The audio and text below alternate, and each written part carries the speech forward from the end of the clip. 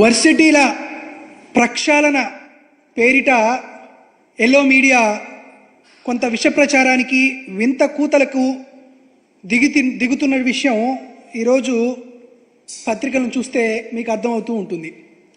నిజానికి చంద్రబాబు నాయుడు ముఖ్యమంత్రిగా ఉన్నప్పుడు యూనివర్సిటీలన్నీ భూతల స్వర్గంగా ఉన్నాయన్నట్టు, జగన్మోహన్ రెడ్డి గారు ముఖ్యమంత్రి అయిన తర్వాత అవేదో బాగోలేనట్టు ఒక చిత్రీకరణ చేసేటువంటి విధంగా ఎల్లో మీడియా కొన్ని అసత్య ప్రచారాలకు పాల్పడుతుంది.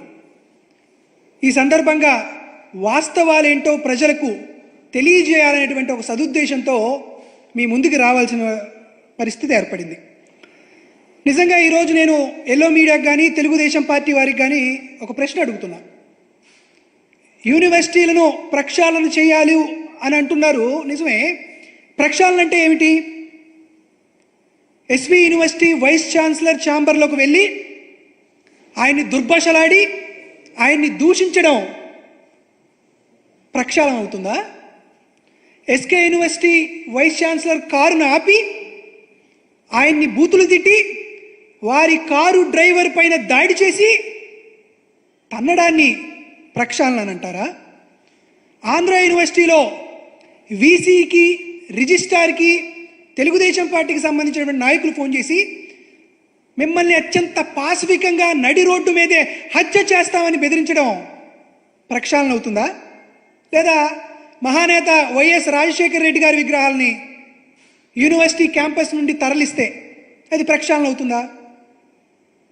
తెలుగుదేశం పార్టీ వారిని ఒకటి అడుగుతున్నాను, రాజశేఖర రెడ్డి గారి విగ్రహాలను తొలగిస్తే అది ప్రక్షాళన కిందకు వస్తే, మరి పద్మావతి యూనివర్సిటీలో ఎన్టీ రామారావు గారి విగ్రహం ఉంది కదా, జేఎన్టీయూ అనంతపురంలో ఎన్టీ రామారావు గారి విగ్రహం ఉంది కదా, కుప్పంలో ఉన్నటువంటి ద్రవిడ యూనివర్సిటీలో ఎన్టీ రామారావు గారి విగ్రహం ఉంది కదా, మరి ఇద్దరు మాజీ ముఖ్యమంత్రులే కదా, మరి ఎన్టీఆర్ విగ్రహాన్ని కూడా తొలగించాలి కదా. మాజీ ముఖ్యమంత్రులు విగ్రహాలు క్యాంపస్లో ఉంటే వారికి గౌరవప్రదంగా చూసుకోవాలి, కానీ వాటన్నిటినీ తొలగించడం మీ ప్రక్షాళన కింద వస్తుందా అని అడుగుతున్నా. దీంతోపాటు అసలుకి వర్సిటీలని రాజకీయ వేదికలుగా ఉపయోగించుకుంది ఎవరు? చంద్రబాబు నాయుడు కాదా? నారా లోకేష్ కాదా? ఈరోజు వైస్ ఛాన్సలర్ పోస్టుల గురించి మాట్లాడుతున్నారు. చంద్రబాబు నాయుడు గారు ముఖ్యమంత్రిగా ఉండగా ఆంధ్రప్రదేశ్ రాష్ట్రంలో ఉన్నటువంటి వీసీలు ఎవరు? వారి దగ్గర ఉండేటువంటి కీలకమైనటువంటి రిజిస్ట్రార్లు ఎవరు? ఒకసారి మీరు గమనించండి. ఆంధ్ర యూనివర్సిటీలో నాగేశ్వరరావు అనేటువంటి ఒక బీసీ సామాజిక వర్గానికి చెందిన వారిని చంద్రబాబు నాయుడు వీసీగా ప్రమోట్ చేశారు. మరి అక్కడ ఉన్నటువంటి రిజిస్ట్రార్ ఏ సామాజిక వర్గం? మీ వారు కాదా? తెలుగుదేశం పార్టీకి అంటగారిగిన వారు కాదా? అదేవిధంగా జేఎన్టీయూ కాకినాడలో రామలింగరాజుని వీసీగా అపాయింట్ చేశారు. కానీ అప్పుడు అధికారం చలాయించింది ఎవరు? ఏపీపీఎస్సీ చైర్మన్గా ఉన్నటువంటి ఉదయ భాస్కర్ కాదా? ఆయన సామాజిక వర్గం ఏంటి? ఆయన ఎవరికి అంటగాగారు? అదేవిధంగా కౌన్సిల్ మెంబర్లుగా ఎన్ఆర్ఐ కళాశాలకు చెందినటువంటి వెంకట్రావు గారిని ఎగ్జిక్యూటివ్ కౌన్సిల్ మెంబర్గా పెడితే జేఎన్టీయూ కాకినాడలో అధికారాన్ని అంతా అనుభవించింది మీ సామాజిక వర్గానికి సంబంధించినటువంటి వ్యక్తులు కాదా? ఒకసారి ఎస్పీ యూనివర్సిటీకి వెళ్దాం. ఎస్పీ యూనివర్సిటీలో చంద్రబాబు నాయుడు గారు ముఖ్యమంత్రిగా ఉండగా దామోదర్ అనే అతను వీసీగా ఉంటే ప్రొఫెసర్ గారు దేవరాజులు అనురాధ అనేటువంటి ఇద్దరిని రిజిస్ట్రార్లుగా చేసి వారి చేత చక్రం తిప్పించి